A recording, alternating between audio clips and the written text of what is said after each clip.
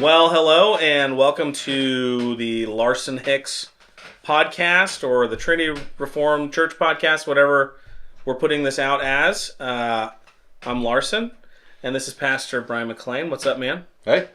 So we kind of ambushed Brian and asked him to come join us for a conversation, but he didn't know that we were going to record the conversation. So thanks for being a good sport. Yeah, I should have figured.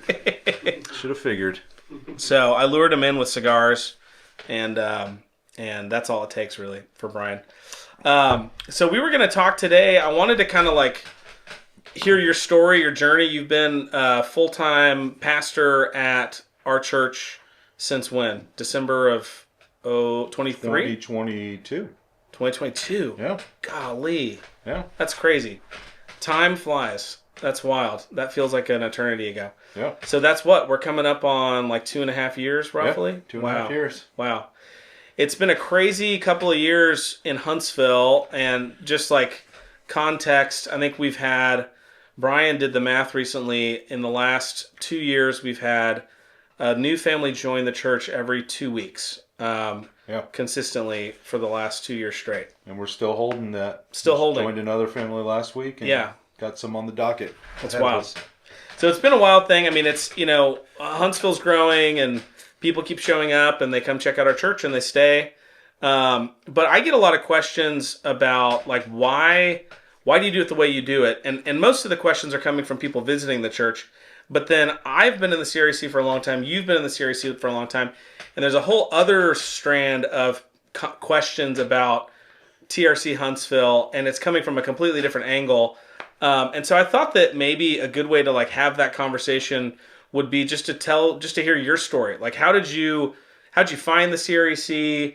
How'd you find your way into ministry in the CRC? And like, and kind of, I don't know, just be interesting to hear, fun to hear your story of kind of your development, theologically and kind of liturgically and all of that stuff. Yeah. So, well, I was, got married and was serving a church just as a lay guy in outside Tampa, Florida. Okay. Brandon, Florida, Baptist Church.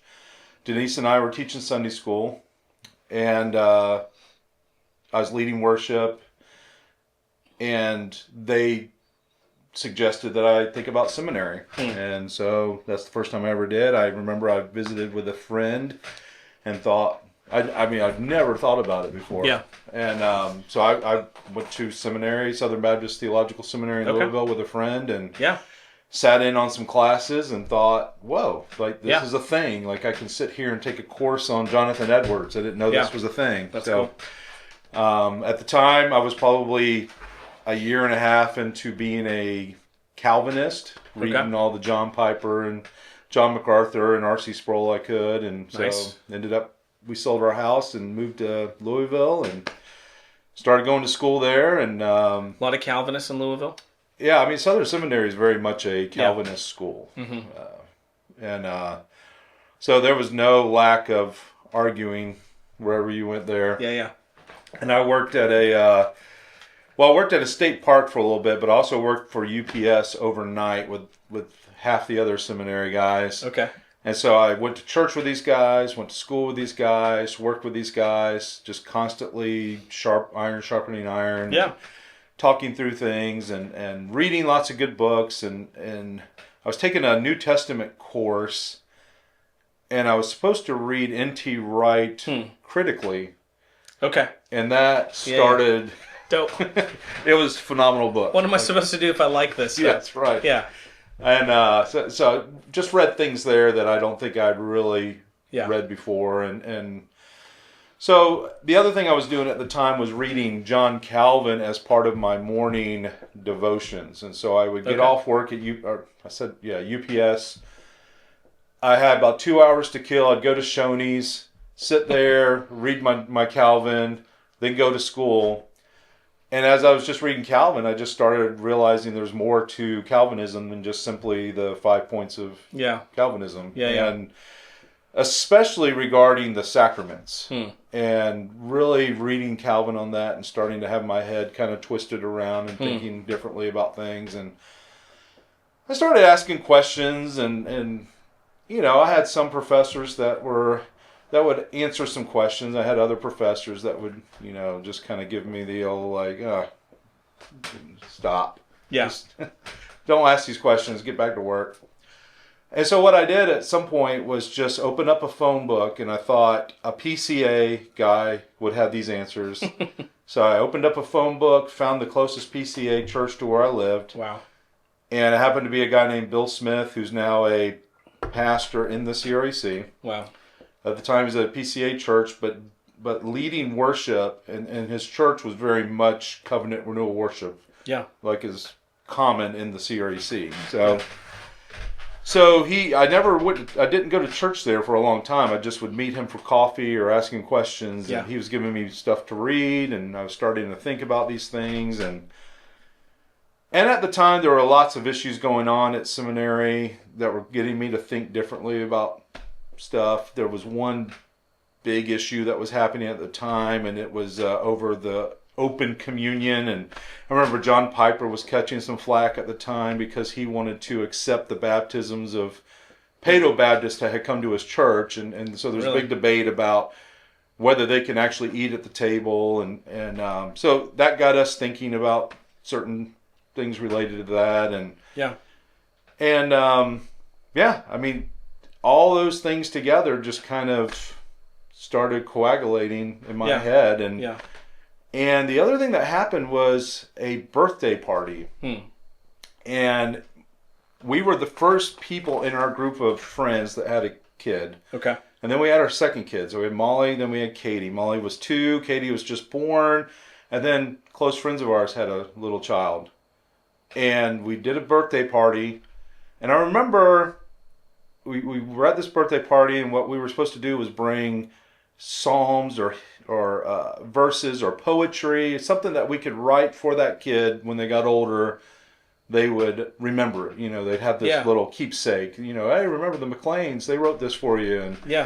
And so we were doing that. It was very emotional, and we prayed over the kids. Okay. And I remember one guy praying over his kid, and it was this prayer of just desperation that they would be chosen, that my child would be chosen, that that God would save them, that they would not be predestined to hell. And Denise and I left that, and we were in the car, and I remember thinking, I'm just rolling things through my head, thinking that didn't sit right. And Denise just spoke up and said, God doesn't want us to think about our children that way. Yeah, you're right. Yeah. And that kind of got us going. I mean, we started thinking about things like that. When we were done with school, we were going to move. We thought about Birmingham. Oh, the other thing that happened was Denise and I were. It was a small church, but we were over the youth, which was probably 12 kids. So us and another family, we were over the youth. We spent our Sundays working with the youth. Well, one Sunday we didn't have youth, so we didn't have to be at the church. And so we used that Sunday to go to Bill Smith's church. And that was the first time I ever gone to church. And so a lot of these issues swirling in my head, trying to make sense of a lot of theology. And then we just went to a service and saw people participating in the worship, saw the liturgy, saw people kneeling, confessing their sins, hearing the good news of God's salvation, communion, just the whole experience was like a light bulb just went off. So when we decided to move to Birmingham, Bill Smith said you should go to Rich Les Church. We went to Rich's church. This is right at the sort of the peak of the Federal Vision controversy. And I remember internet investigating this and thinking, oh my goodness, what I'm going to get my family into. And I called Rich on the phone actually before we ever moved to Birmingham and just wanted to talk to him. And it was a 10-minute conversation. By the end of it, I thought, man, this guy loves God. He sounds like a phenomenal pastor. And sure enough, I mean, we went to church. You would have never known there was a controversy. Most of the people in church didn't know. What they got was just gospel every single week. We just loved it. We lived in Bethany and I lived in Moscow, Idaho for 12 years, and it wasn't until we had been here for like 3 or 4 years, and we had started visiting PCA churches, and she started hearing from me because of the conversations I was having with pastors, or she was hearing, the topic of federal vision kept coming up, and I kept explaining, I had another conversation with this pastor, and he's worried about the federal vision and our involvement or whatever, and so she one day I came home from work and she said, I got on the internet and Googled the federal vision because I had no idea what it was, what it even was, right? I mean, we've been in Moscow for 12 years. And she's like, and the stuff they say on the internet about federal vision people, it's like apparently like the women all have to wear a certain kind of dress, and like they only sing a certain kind of, like, it was like really crazy stuff. And she was like, none of this stuff is true, right? And I was like, of course it's not, but it was just funny because you would think like, oh, you lived in Moscow, you're Doug Wilson's church, surely you're like, you guys are diehard federal vision people. And it was like, I mean, no, I mean, we're not. I mean, like, I kind of geeked out about it for a while, so I kind of understood but even then, it's like, depends on what you're talking about, because I've never talked to anybody who even really knows what it is or means. I mean, it's a different argument every different person you talk to. So anyway, I thought that was funny. Well, this won't carry weight with some people, but for me, because I was so new to this world, it took me a few years to get my bearings in it. And so the theology, the federal vision theology, was certainly not something that I... Yeah. In fact, that was some of the things that Rich advised me on coming to his church was to not get caught up in it. Yeah. But there were things where we would sit down at night, and at the time, Rich was helping me go through some things. At the time when I left, I started his church. I was not technically a Paedo Baptist. Okay. Kind of knew I was headed that way. For me, the real issue was communion more than it was baptism. But Rich would sit down with me and go through books with me and help me figure some things out. And of course, you touch on federal vision here and there, but honestly, the whole arguments over theology didn't carry as much weight for me as the fact that everywhere I looked, when you would see these controversies, there was one side, and it was the side that I was getting to know of Rich, Doug, Peter, Bill. Yeah, Bill Smith. These guys, they were getting hammered by one side who was, they're wicked, they're heretics, they're calling them all kinds of names, just nasty vitriol. And these guys were simply just saying, let's say what the Bible says and let's be loving to one another. Yeah. And the way these two sides interacted, I didn't need to know the theology. I knew who was right. Yeah. Simply because of the love of Christ that was present in one side and the anger and hatred and ugliness that was present in the other side. Yeah. Yeah. Wow. So that sold me right there. And then later on, as I got to understand the theology better, it really did start to make sense to me. Yeah. And then you see it play out in the lives of guys like Rich. Yeah. And then you see it play out in the lives of these other guys who were just, a couple of these guys who were kind of at the forefront of the charges went off the deep end. Some of them abandoned the faith, and some of them, their marriages wrecked. Anyways, so it wasn't long after that. We were in Birmingham. We ended up moving to Nashville during 2008 and the housing crisis. Mm-hmm. At that time, I had decided I wasn't going to go in the ministry because it was such a overwhelming experience going from Southern Baptist into this new CREC with liturgy. But honestly, by the time my first year in Nashville, and we had moved to Nashville, I had been working when I moved to Birmingham. I'd been working in the house in a lumber yard. Okay. And so that was not a good job to be in. Yeah. Yeah.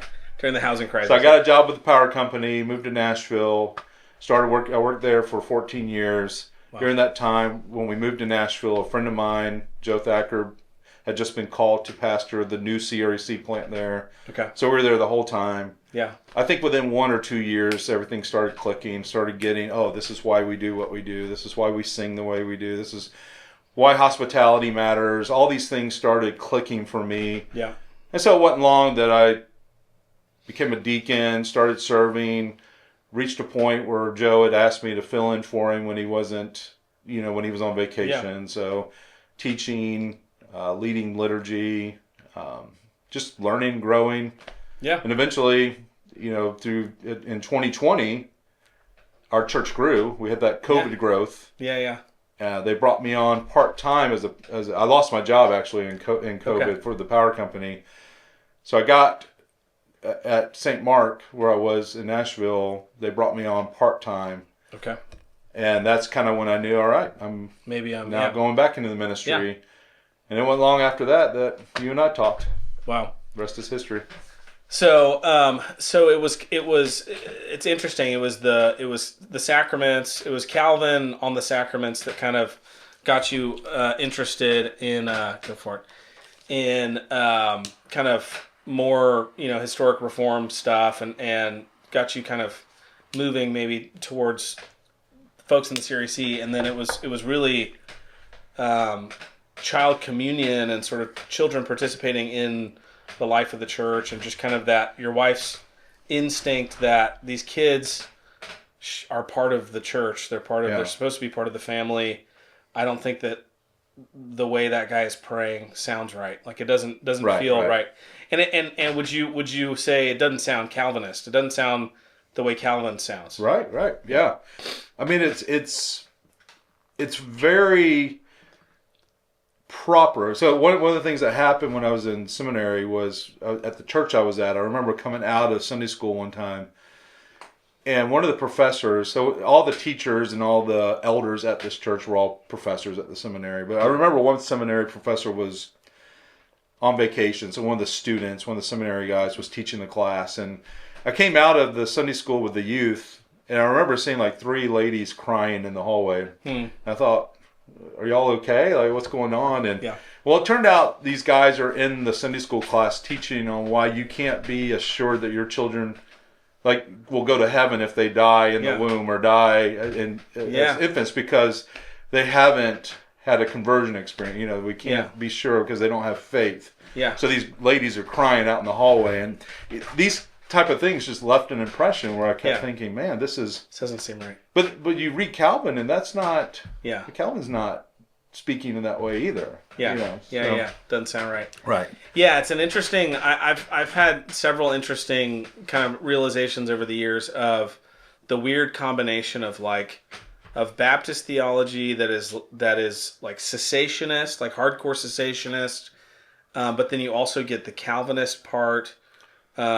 And kind of predestination stuff, and you can kind of end up with this really weird view of God that that God's not actively engaged in the world, like it's like a clockmaker kind of thing, and there are a lot of people that just feels wrong, like that just feels wrong, and they don't necessarily find historic reformed covenantal theology. They end up going charismatic, or something more loose theologically, non-denom, because they're just looking for something that's more alive and where God is more real or more present, more actively involved, and so I just find that to be interesting. It's it's an interesting combination of things in the Baptist faith. Yeah. You were gonna say I was going to say, so so I want to kind of fast forward to coming to Huntsville because there's kind of a vibe, and there's a very typical kind of Series C way of doing things, and if you go from one Series C church to another, it's a pretty predictable experience.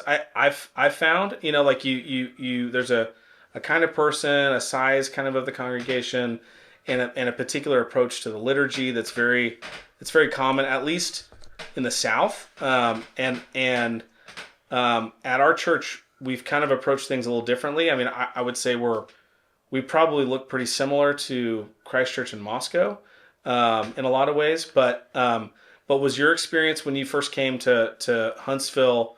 Did you think? How did it strike you? Did it seem to you like we were doing things wrong or unusual, or how did it strike you?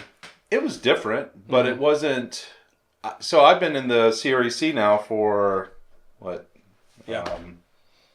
What was it? What did I say? 2006, and we're in 20, so almost 20 years. 20 now. years, yeah. And I've seen everything Yeah. now. I mean, at the beginning, of course, I saw Bill Smith's church once. Yeah. And I was at Rich Luss Church, which in was Birmingham. Peter Lightheart's church before that, right? Mm-hmm. And then I was in Nashville. But over the years, I'd started going to conferences. I'd go out to Monroe quite a bit and started to get to know those folks. And so I made the rounds. And of course, through the one of the positives of internet is being able to hook up with these friends and getting to know them and communicate with them. I've been on the Biblical Horizons list for a long time now, and so I got to know a lot of people. And over the years, you start meeting up with them, and you go to Fight Laugh Feast or different things, and you start to get to know these people. And I would say this: yes, there's a spectrum. Yeah. But even talking about the spectrum in terms of high liturgy versus low liturgy doesn't quite get to the heart of it, because there are high liturgy people, high liturgy churches who I'd say are very much like us. Yeah. And the way I like to think about it is in terms of the atmosphere and the joy and the sort of the life of the church. Yeah. And you can have high liturgy, and and I think this is kind of the experience you've kind of talked about before, especially early on in the CREC. You would go to these smaller churches, and they really were defined by their liturgy and their theology.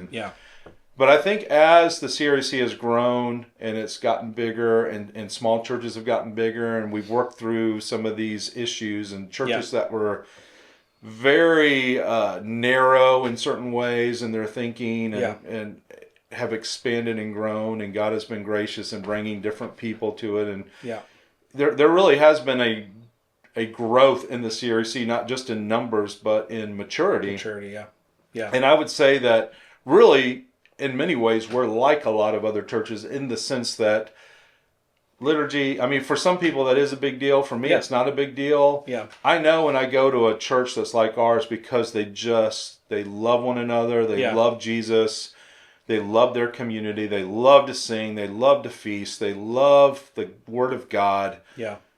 And the more as the years go by, that tends to be common now, what I'm seeing in the CRC.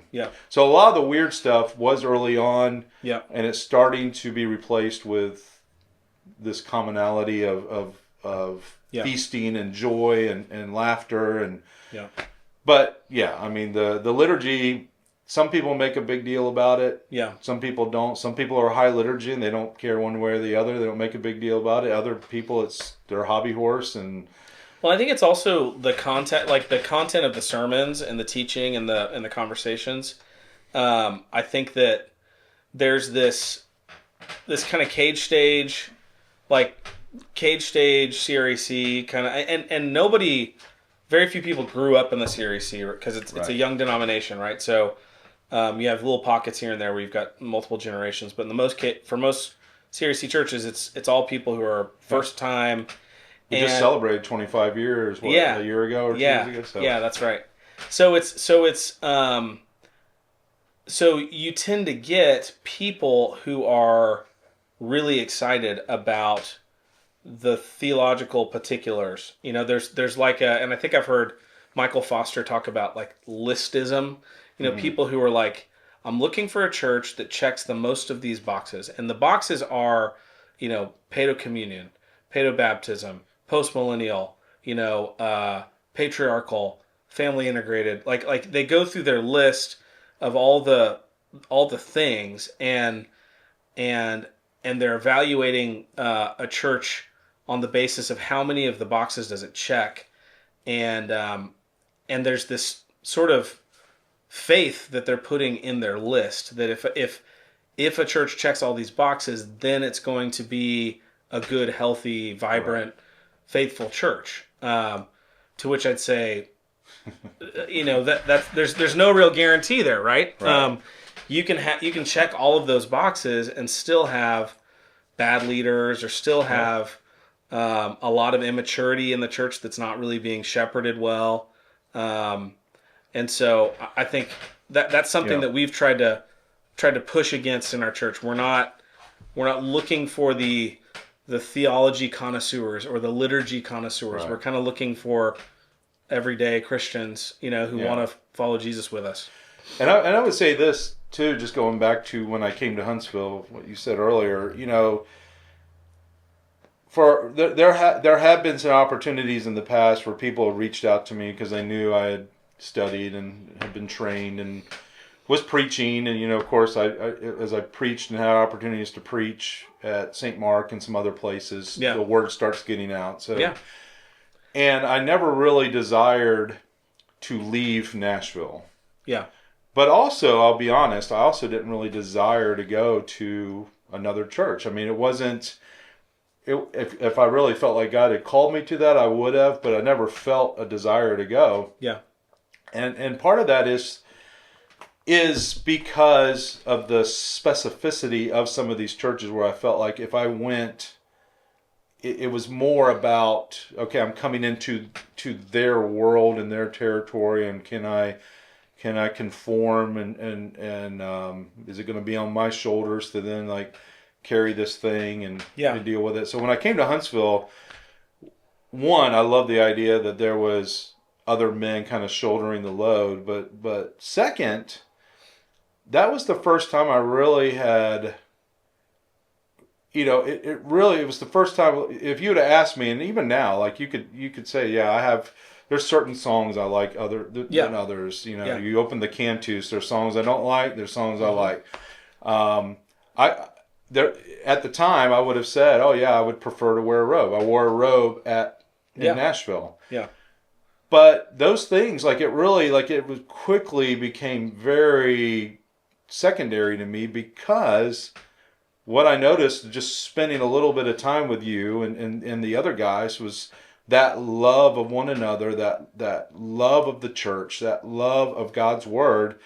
I mean, I quickly realized, this is a healthy church. It has nothing to do, I won't say it has nothing to do. I mean, a good liturgy is good for, in fact, I even said that when we did the interview. I said, if you have covenant renewal worship, that's a must for me, but that I work with that. That's what's important to me. I don't care about the robes, the collars, the other things. Those are all secondary, tertiary issues. And even now, if I some of y'all decided tomorrow we're going to be a collar church, then I'll wear a collar. Whatever, but until then, no, I don't care. Yeah. Because what really matters is this love of one another in the church that I see present. Yeah. That's what I want in a church. Yeah. The way we dress, some of these other issues, those come secondary. Yeah. There's so the way that we've talked about it a lot over the years is we're on mission to Huntsville, our friends and our neighbors in Huntsville. We're not on mission to CREC people, which doesn't mean that CREC people won't like it at our church. It doesn't mean they stay away for CREC. What it means is that we know those people are going to find us, and it's a small community. People who are looking for a CRC church are going to find us. What's more important to us as we planted the church was, can we invite our friends and our neighbors who go to non-denominational churches and Baptist churches and Church of Christ churches and everything else? Can they come and make it through a service and not feel unwelcome? And what I mean by that is not seeker sensitive. What I mean by that is we all know what it feels like to walk into a conversation where everyone's using jargon. It's like an inside baseball. We're all talking about something and it's like, you don't really belong here. You don't know all the code words and you can't hang in this conversation. And that's how I've felt, visiting some churches in the CRC and other denominations. I mean, you see this all the time. And so our interest was, and my favorite thing to hear from visitors is, hey, I'm really interested in this church. I really like, the people and the singing and the message. What's Reformed? What's that mean? And you're like, cool, let's talk about it. I love that, because that to me is is affirmation that, hey, we're doing the thing we're trying to do, which is be a church that people are not reformed, people are not CRC, can come and feel welcome at, and feel like, okay, I could see myself being a part of this church, and it may be a little weird, it may be a little uncomfortable, maybe a little different, but not so much so that, like, there are families at our church who I am certain, if they'd walked in and there was a guy wearing a robe, or if they'd walked in and we were chanting psalms, that they would be like, I don't think this is for us. Like, I don't think, like, this is not, we don't go to a church like this. Like, this isn't how we were raised. And so there are things like that where I love visiting churches where they chant psalms. I think it's awesome. I love it. It's beautiful. But just coming back to, like, our mission as a church, some of those things we're having to kind of go, let's ride the brakes on them for the sake of the mission, which is to reach our friends and neighbors in Huntsville. And the thing is, like, there is a balance there where you want to push your people. Part of maturity is you push. It's just like anything in life. You get stronger when you lift heavier weights. Yeah. You do harder things and you get better at it, and you grow up and you mature. And we do want to do that. I mean, so we focus on that in the singing, and I've put some emphasis on the church calendar. There's little ways here and there, but it probably, and of course, it took me a little bit of time to mesh and try to figure out, but I would say within 6 months to a year, I understood. I understood on paper what your vision was, but being a part of the church, your vision and Jason's vision and David's, and, like, it became my vision. Yeah, that's cool. And that vision is pretty simple, to be honest. Like, it's not a difficult thing. And so you take that vision, and yes, you do want to grow people up. And so we do, there are certain things that we do or we introduce, and we do it slowly. And we want, just like recently with the doxology, like you said, we've grown significantly over the last 2 years. So this doxology that we're doing at the end of the service is difficult. And we have to teach the new 50 families that have come in the last 2 years. But it's great. Like, we get to do that with them, and we get to teach it. Yeah. So. Yeah, and one of our hopes, one of our hopes as a church is to be a church that plants other churches in Huntsville. And I think about our mission, our particular church's mission, being sort of the church that's going to be an easier place to sort of entry level, like, dip your toe in the water and sort of become sort of assimilated into some of the basics of what we think are important biblically and liturgically. But our hope is that we'll be planting multiple churches in the area, and that there will be churches that feel called to go a little bit different direction, and that would be a beautiful thing. That would be a wonderful thing. There's not it's not at all that there's a right or a wrong or a single way to do it. It's just that we've felt called to this particular focus, and it seems like God's blessing it. So and I would say too, like, we in no way, at least I don't think our way is the way. Yeah. It's the way that we're doing it. And I think part of that is, like, would our way work in Podunk, Alabama? Probably, who knows? I don't know. But for whatever reason, it really works here in Huntsville, and God is blessing it. Mm-hmm. But in no way do I then look at another church that's doing it differently and say, well, you're not doing it the right way. Right. Like, that's fine. They're doing it their way. Now, we are probably in the minority of how we do things in the CRAC, just in terms of a less focus on liturgy. I mean, we're not wearing robes, we're not chanting, we're not doing these things that I agree with you, is beautiful. I love it. I mean, I love going to Theopolis and doing those things, but that's not what we're aiming for right here. And yet we still are on the same mission as all these other. I love the CRAC. I mean, they're my brothers and sisters, and I'm excited about it, and I'm on board with it. And Presbytery's coming up. I'm looking forward to hanging out with all those guys and seeing them and being encouraged by them. So, it's funny. I think about it in terms of baseball. because I love baseball. I mean, I'm wearing a what am I wearing? I'm wearing a Rangers hat. I'm a Devil Rays fan, or a Rays fan, Okay. Tampa Rays fan. So if I see another Rays guy, like they're my guy. But I love all of baseball, so I get ragged for it a lot. But I have baseball hats for every team because I just love baseball. Yeah. Well, it's like I love the church. I love getting to meet people from other denominations, and even in the Series C, I love hanging out with my bros in their collars. Yeah. But yeah, that's not who I am. I mean, that's fine, and they love me, and I love them, and it's a blast hanging out with them. Yeah, it's awesome. Yeah. I was talking with a guy today. I spent a lot of time in my my career doing product marketing and bringing new products to market, and one of the huge mistakes that people make, there's a couple different real obvious ditches that people fall into when they try to come up with a new business or a new product and take it to market. One is to like follow, just to be like a slave to some method you read about in a book, or some business plan that you drew up in the laboratory, and it looks and sounds perfect. It's like we figured it out. Here's the need. Here's the solution. Here's how much we charge for it. We're gonna go, and you just sort of like do all this R&D, and then you take it to the market, and just sort of have faith that the plan was good. So that's one mistake. The other mistake. I'll skip to the solution. The solution is the other is just like being a solution looking for a problem, being really enamored with your solution, and then taking it to the market and going and trying to sell, like, look at how cool the solution is.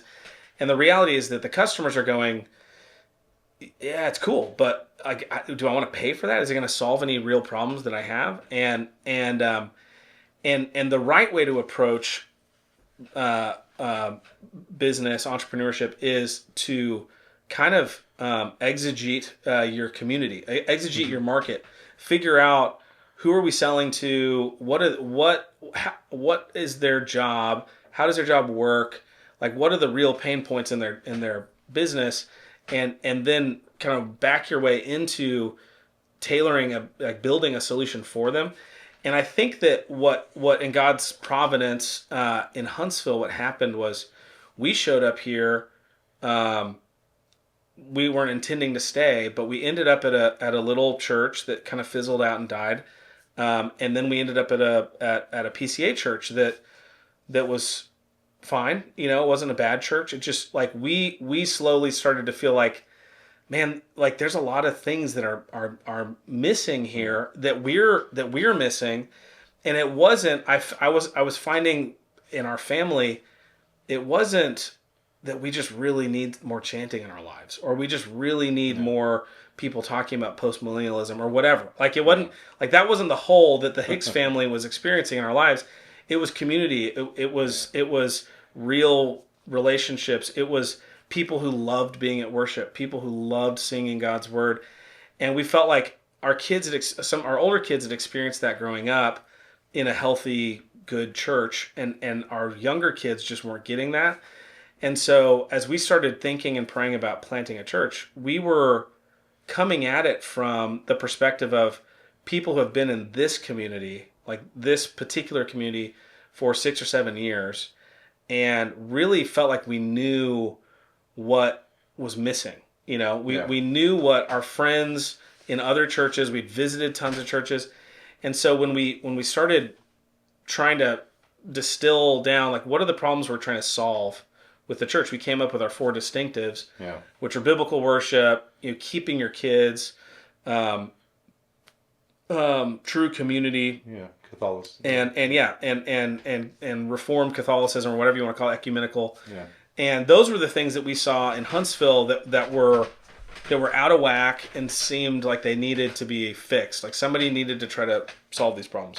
And so I think all of that to say, we kind of brought a real personal, hands-on, first person sort of awareness of the Huntsville situation to our church planting efforts, rather than like we've got this perfect model in our heads that we're going to try to like bring down from the realm of form, the Platonic church, and plant it down here and just trust that that's going to work. Yeah, and all those distinctives, you could take it into the realm of, you can make it theological issues and drill down into them. Sure. But really, I think that's what you're saying is key. When we look at our church and the people that have come here and people that continue to come here, it's not the theology of those things. It really is almost a salve. Mm. And they don't understand what they're looking for all the time. They Yeah. just know that they are missing something, and they see, okay, there's health here. Yeah. We want to be a part of that health. Right. And our job is just to help make them healthy. Right. It's not necessarily to talk about, right. Let's read the label on the bottle. No, right. Let's actually give you the medicine. Yes. Yeah. Who was it? I'm trying to remember who I read that said something to the effect of doctrine functions as like a gate. It's a boundary that sort of keeps us from going out of bounds. It keeps us from wandering into theologically dangerous places. But it's not. There's no life in theology. Like going to the bars of the fence and trying to gnaw on them to get nourishment is not going to work. Like that's not what it's there for. It's there as a protection. But the life happens inside of the fence. The life is the singing, the worship, the relationships, the hearing and preaching of God's word. And I think that's a common mistake. Like we think that if we get all the theology stuff right and we really sink our teeth into it, that's going to fix us. And I haven't seen that be the case. And what was funny, another big moment in our life, Denise and I, was when we went to Birmingham. And like I said, I had been on the internet and seen this Federal Vision stuff, and even now I look back and we have our internet issues now where guys just spend way too long on the internet and these stupid arguments, and now they have so much intelligence now because they got all the data and all the information, and yet they don't live it out, and you see that all the time out there. Right. Well, that whole Federal Vision, I could have spent months just soaking in this Federal Vision and just been the worst for it, but had a lot of knowledge. Yeah. But I remember going to Rich's church. I remember going to Trinity in Birmingham, and one of the first things that stuck out to us, coming from the Baptist world too, were the you don't really keep your kids. The fall away rate was pretty high, and it was the opposite. Like these kids were graduating, loving Jesus. Yeah. Not that it's 100% perfect, but it's a stark contrast. And they're getting married. They're joining they're coming back to the church. They're having families. They're just living life. And so And then as I branched out and got into other, visited other churches and went to conference, you start seeing it all around. Like there was something different. And at that point, we had little kids, and I remember Denise and I thinking, how do we do this? This is different. We've not seen this before. How do we do this? And now, 20 years later, we see that. We just modeled our life after them. And that really, when I think about the CREC, those are the distinctives that matter to me. Yeah, for sure. For sure.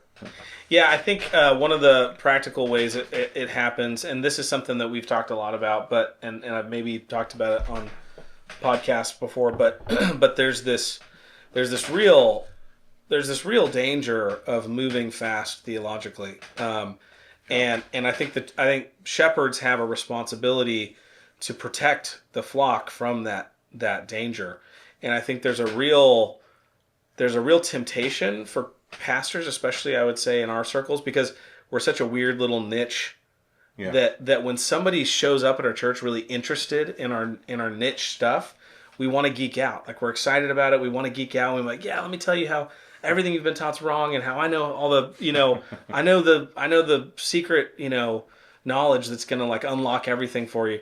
And so like one of my favorite things to do practically when new families come in and they just want to like, hey, I grew up Baptist, but I'm here now. I want to be, and I grew up premillennial. I want to dive into all of it. I want to learn all of it. Like, help me get there.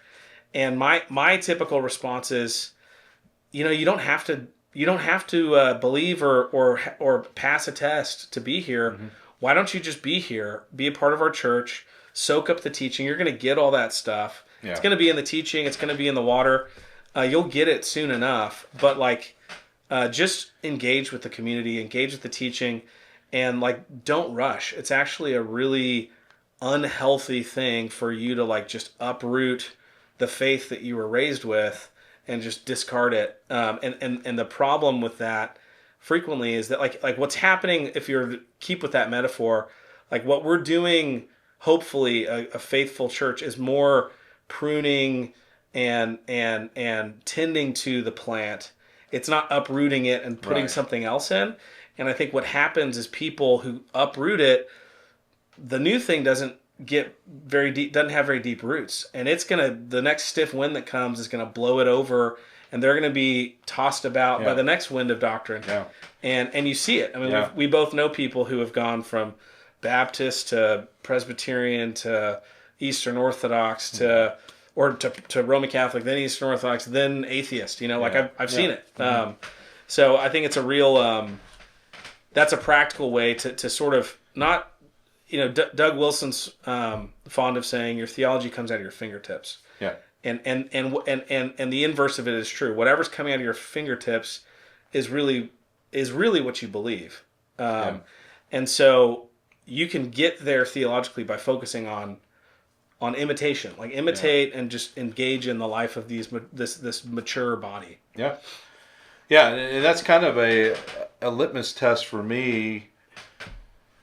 Is some of these discussions that we have. I honestly, it's kind of like I'll go deep with you if you're already showing the fruit. But if you're not showing the fruit, I'm not interested in going deep on theology with you. Yeah, that's good. So that's really good. I look forward to Presbytery because that's where we sit and you can have those conversations. We have those conversations there. Yeah. But with the church, I'm wanting to talk to them about the basics and yeah, I mean, my sermons, when I preach, I'll make connections and do stuff like that, but that's not what the focus, the theology is not the focus of what we're trying to do. I mean, we emphasize family, we emphasize marriages. That's what's important to us. That's how you build the kingdom, is through families, through having your marriage shine the light into the community. This is you want to know who Jesus is? Look at your marriage. Yeah, does your marriage mimic it? One of the most profound things I heard recently, Rich Lussan on I think it was Rich on Twitter. Pretty sure it's Rich said something to the effect that dads get really, and I know this because I feel this all the time, start to feel really guilty about their failure to teach their kids explicitly, theology or Bible or whatever. And Rich said, the far more important thing for you to do as a dad is to be a great example to your kids of a faithful man. Yeah. So live faithfully, love God, pray, read your Bible, follow the teaching of your pastor. Do those things first. Put the mask on yourself. And yes, if that overflows into teaching, when it does happen, then praise God. But there's a cart before the horse kind of on that where men feel like I need to do family worship and I need to read the most theologically robust, family worship guide or whatever. And if I'm doing all that, then I'm being a good dad. And then, as you and I both know, some of those same guys are neglecting the basic ABCs of be a good employee, at your job. Be a good husband to your wife. Discipline your kids faithfully. And kids will sniff out hypocrisy like that. Absolutely, so, absolutely.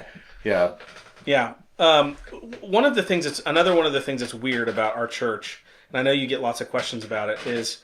You're a pastor at our church. We have gone 5 years without ever having a single head pastor in the traditional sense. You're sort of the closest thing we have right now to a head pastor. You're full-time pastor, but we also have an assistant pastor. We have another guy that preaches. I know you get a lot of questions and flack about, where's the alpha pastor? Like, yeah, you guys are all betas or whatever. I've heard all kinds of stupid comments from people, but how does that's a weird thing. Most churches don't have 3 different guys who rotate preaching and also other guys involved in leading worship and so how is that? How have you come to reconcile that or tell us about kind of that experience? Well, I mean, it kind of goes back to what I said earlier too. Like there are different ways to do it, and so and that's fine. But it is interesting because there is kind of a status quo of how you do things, and I have said that. So the one thing that'll probably get me in trouble, but I kind of say it in jest, but I kind of also mean it. Is I think a lot of pastors, or not pastors, is people that look at us and wonder about the way we do things. Because what they do is they think about their church. Yeah. And they can't imagine doing that in their church. It's because they don't have the session that we do. Like, and I do think, like some churches, you probably need a senior pastor with a strong vision to run that church. Yeah. And but what we have is strong elders and leaders who handle different loads of this church, and you need it in a church our size.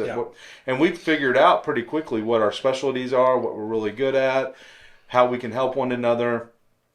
And the way I've always looked at this church is like we are doing things different, not for the sake of being different, but because we're also not scared to try different things. Yeah. And I think about, okay, well, there is one way to do this. Have a senior pastor. He has a strong vision. He leads. And in a lot of cases that work, or in some cases that works. In a lot of cases, if you have one guy and he's weak in some areas but strong in others, then the church will be strong in those areas and weak in these other areas. Yeah. Well, we have men that are leading in this church who are very strong in these other areas. Yeah. When we brought Darren on a year and a half ago, like that, there was one part where we were thinking, okay, like we felt like, oh no, like how are we going to handle, sort of the administration and sort of the organization, and you bring Darren in on the session, and that's his strength, and so we immediately just kind of leveled up again and started growing again, and so. And I'm very thankful for that. I'm so thankful that I don't have to be the guy that has to run and take care of everything. Yeah. I love that we have other guys that can step up and be wise in these areas and help me in these areas, or just take the reins in these areas. And it frees me up to do the things that I'm good at. And there are plenty of things I'm not good at that I don't. Yeah, it's the way I talk about it, and people, my family is probably tired of hearing me talk about it, but I just am so thankful for what's happened in our community. Is when I think about the role of a pastor or the pastoral work that a church is called to, it encompasses at least 20 or 30 different categories. From preaching, teaching, public speaking, to event coordination, to administration, to management of people, to counseling, and there's a lot more. Like, we're just kind of scratching the surface. There's a lot more. Money. And money. I mean, money is a huge part of being a good steward of a church, right? Yeah. And I think about, guys like in the athletic world, you get the once in a generation athlete like Bo Jackson or Deion Sanders, who really can be, NFL and great at baseball, right? It's like you get those guys every now and then, and we know we can probably think of a few men that we would say, yeah, they really are good at like most of those things, but that's the absolute exception. It would be very, very foolish in my mind to expect that in every church you're going to be able to get a single mortal man who can actually do all those things well. Yeah. You might get a guy, and what I find, like when I've talked to, because when we were looking for a pastor, we were looking for a head pastor for a long time. One of the questions we'd ask is, what's your job description? And more often than not, it was like, job description. I've never seen a job description. What's that? And then you go, do you think your elders have a job description in their head? And it's like, oh yeah, I know that they think that I should be doing X, Y, and Z. And it's like, there's not an explicit job description, but there's an implicit job description that's a little different for every different elder and deacon and family in the church. And so you're kind of like failing to meet this invisible standard, and nobody's really happy. And so our approach has been, let's take stock of the gifts that the men God's brought to our church. Let's take serious stock of those gifts and try to find lanes for guys to really run and feel God's pleasure, in doing the thing that God's really made them to do. And let's try to shore up the weaknesses with other guys. And so I think about the leadership. You're in leadership. You've got Darren, who you mentioned, who's was a career fighter pilot, test pilot, led a squadron of the most expensive fighter planes. You've got a PhD physicist, on our session. You got a missionary from Spain, on our session who writes hymns and stuff. You've just got this incredible Jason. mix. Yeah, Jason is writes books. Brilliant scholar, brilliant teacher. Got Gage. Gage is like a freak, like a once in a generation theological, mind. It's just and poet, it's an incredible breadth, and I think what a shame it would be for us to not to be stuck with just one guy, and not have the church get to benefit from all of these gifts. And of course, you can do it with a head pastor. It's not that the head pastor is the problem. It's just the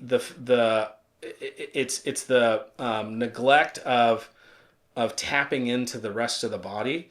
However you do that, we've done it through, we call it leadership domains, where we've defined for each of our elders, and we're starting to define for all of our deacons leadership domains, things that they have a particular gift in that they can lead in, and it's a beautiful thing. And I think I hope that it's going to be some level of insurance against people burning out. I think people get burned out when they're asked to do, just to be responsible for things that they're just not good at or they don't enjoy. All right. So another thing that we get people who are coming to our church from other CRC churches. There's this, COVID was this big moment, that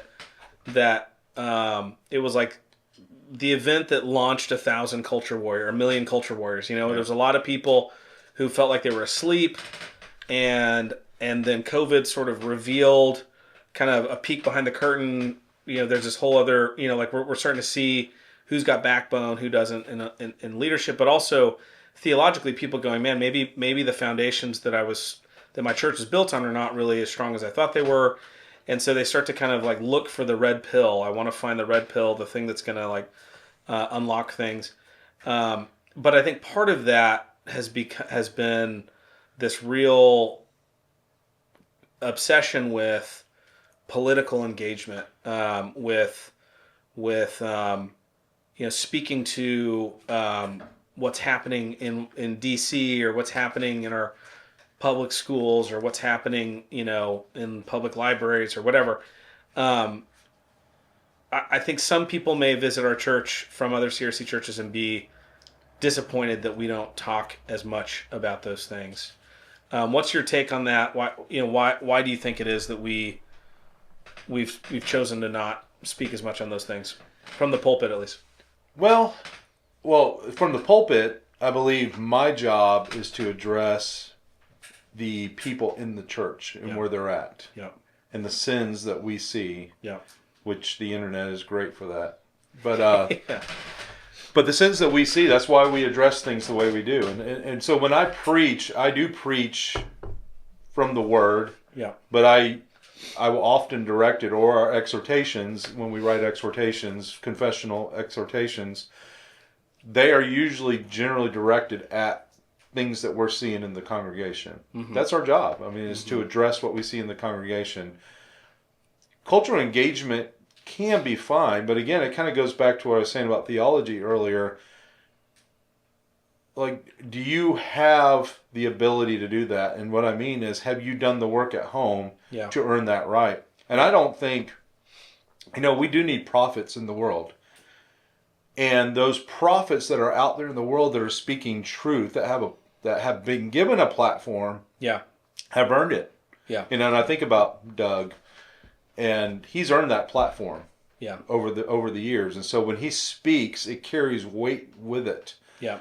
I think about Rich now. I mean, one of the things that always impressed me with Rich was when he became a pastor, and when we went to Trinity down in Birmingham 20 years ago, he had just got there. Mm-hmm. Brilliant dude, had been writing books, had basically been an assistant pastor under Steve over in Monroe. Could have been just a brilliant theologian writing stuff, but became a pastor. And all of his focus went to the church, and raising his family and raising his kids. And now you see Rich everywhere because he's raised 4 faithful kids. They're getting married. They're having their own kids, and now he's engaging because his time load is different. He's able to do these things a little bit more. Yeah. And I appreciate that a lot. I love the idea that this is a guy who has earned his platform. Yeah. Problem with things like Twitter and social media now is you can get a platform. Anybody can get a platform. And really, if you're just good at marketing or saying controversial things, that's what gets you listeners. Yeah. And it's not that you're giving actual good advice or helping people. You're just spouting information and attacking people and saying, Well, there is an algorithm that is constantly, tweaked and designed to elicit engagement, right, from people, and nothing is more engaging than controversy, and so there's this just reinforcement of dopamine via seeing all of the attention and the likes and the reshares and the comments that you get when you post something controversial. And it's like, I could say something nuanced and biblical, and nobody would listen, or I could say it in a very cryptic way that's a little bit edgy, that's edgy and controversial, and I get lots of engagement. And it's like, that gets reinforced on Twitter, and an immature man feeds on that and gets manipulated really by the algorithm, by the platform itself, to start speaking a particular way. It's the end is not being prophetic. The end is actually influencing culture in a positive way, and discipling people and speaking truth. The end becomes to get likes and shares and grow your following, which obviously is not the work of a pastor. Yeah. Right? No, and that even goes back to what we were saying, where you had to trick me to get on here tonight.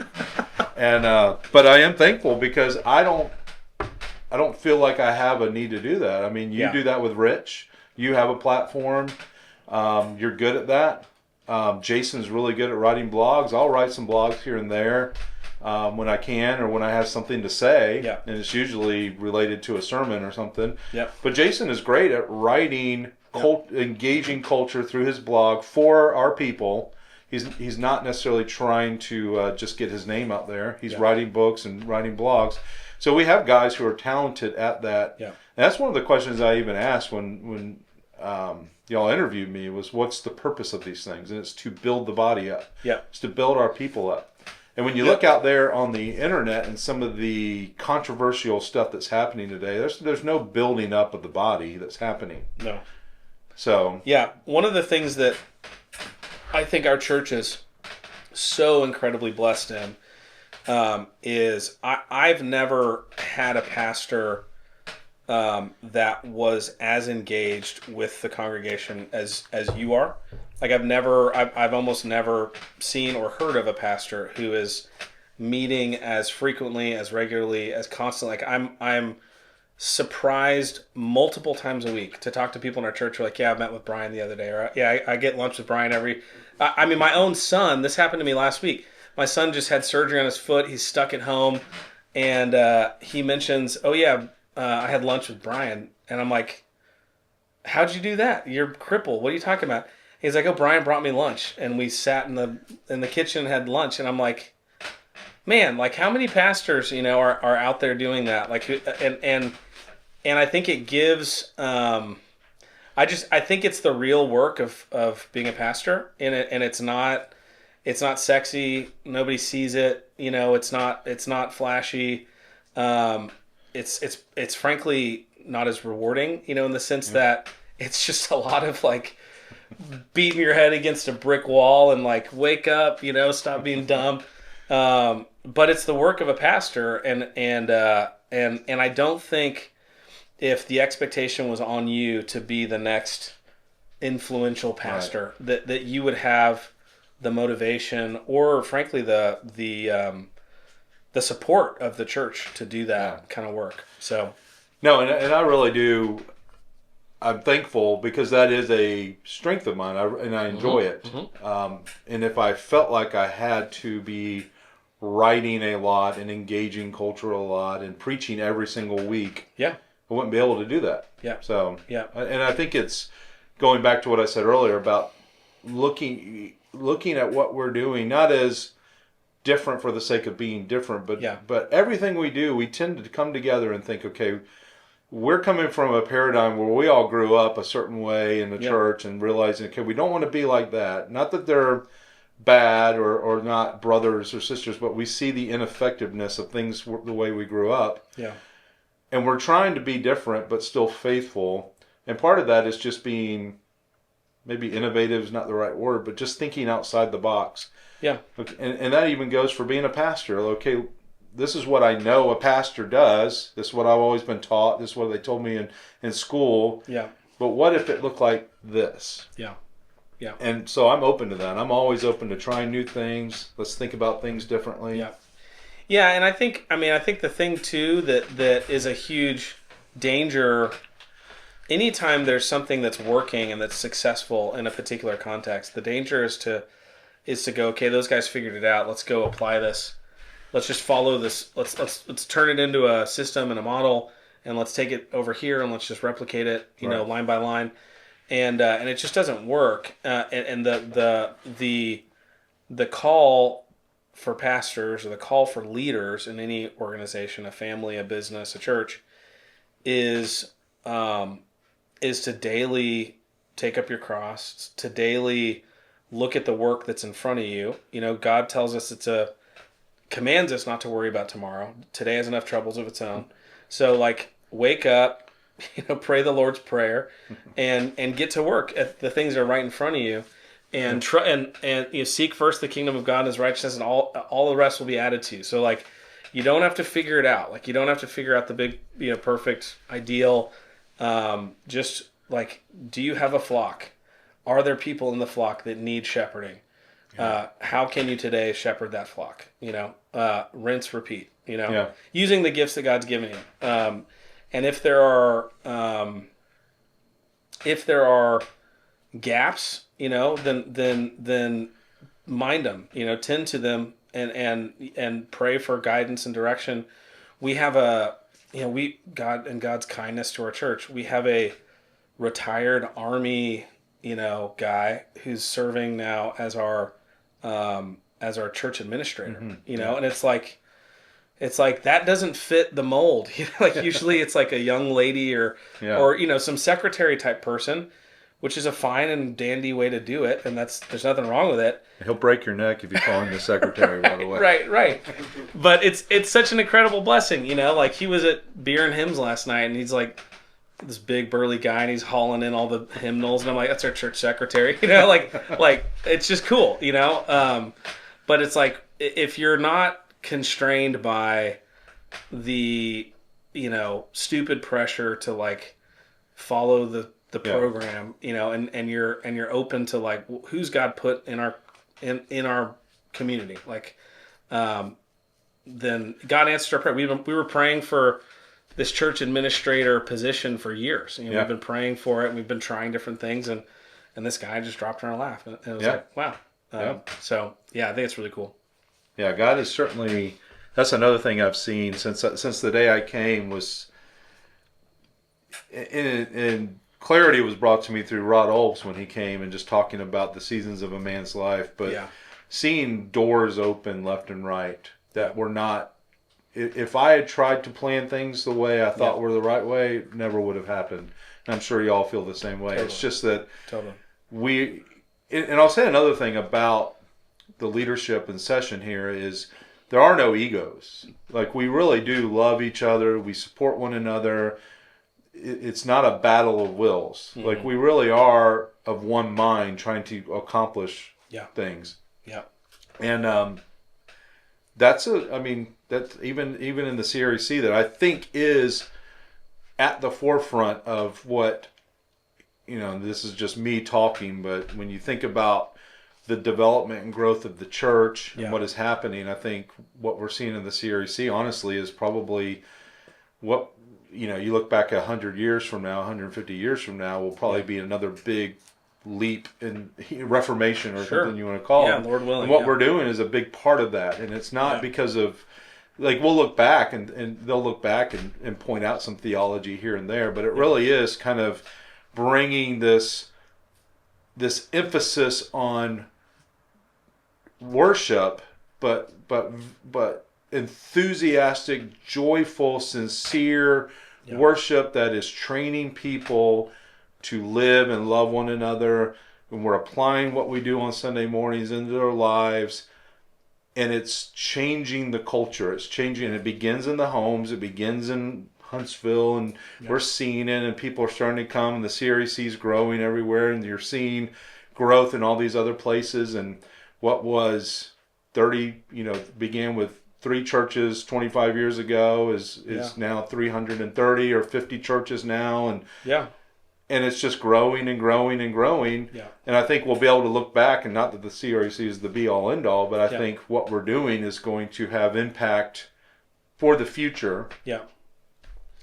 Yeah. Well, I think part of the secret sauce, and the thing about institutions is institutions collapse under their own weight. Institutions develop their unique sort of brand and identity, and then over time that brand becomes more central than the mission. You think about places like Harvard or that were started as like a wonderful Christian college that had a mission to train leaders in the church and in the world, that like became eventually all about just being Harvard and being prestigious and having this reputation, and is now totally departed from its mission.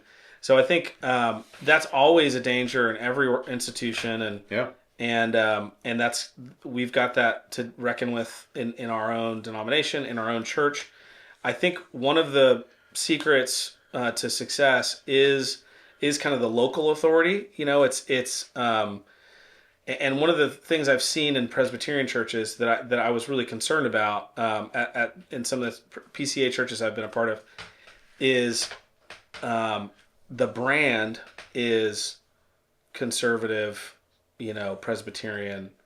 The brand is sort of upwardly mobile, elite, smart, and so like that's a danger if that becomes your identity. But the other piece is that I think Presbyterianism as a ecclesiology is a system of it's really a court of higher appeals. It's a broader network to appeal to when something is bigger than your own church, or something that a conflict you can't resolve within your own church.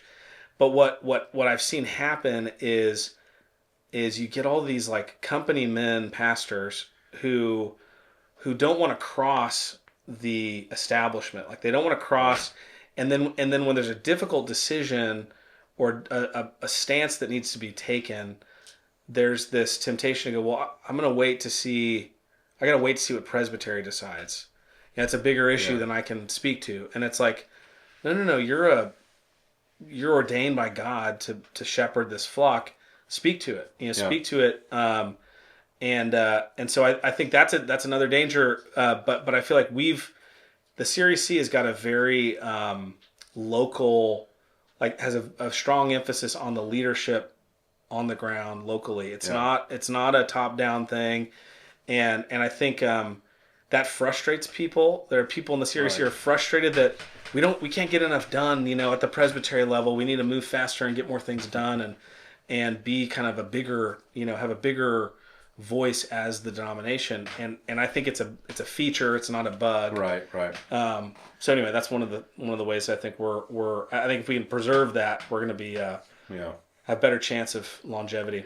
Well, it's interesting too. I saw a stat somewhere, and this was a little while ago, but it was making the rounds, and it was these high, large, big button issues, and like abortion and gay marriage and all these things, and it was all the churches, maybe it was America, the world.